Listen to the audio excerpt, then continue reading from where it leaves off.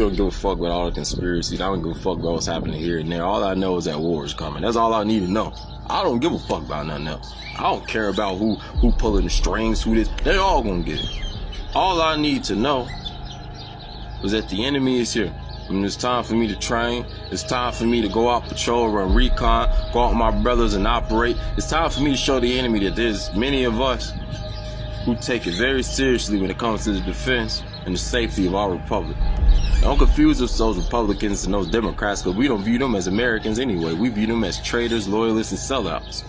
It's easy to manipulate and deceive them. Don't let them get you comfortable.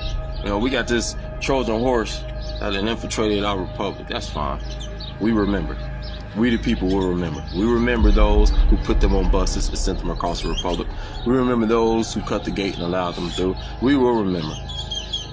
And if you think that this would be like Assyria and Israel, Ukraine, if you think this would be like any of those conflicts, you had hundreds of thousands of people running away and fleeing, you are sadly mistaken.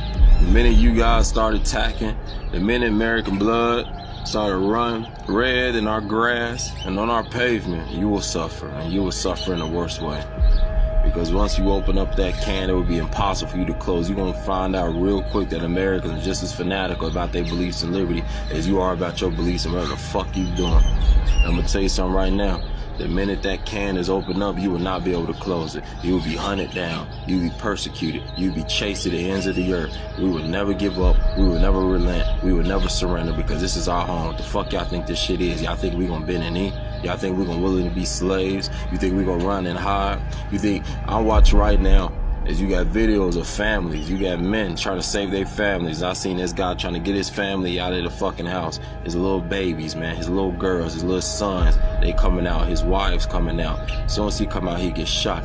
So many men willing to drop their nuts to save their family. I'm gonna tell you something right now, it'll be a cold day in hell before I ever in my life put my children through some shit like that. And I'm gonna tell you something right now, if it ever comes down to a situation where my children must experience the horror of war, you will suffer greatly.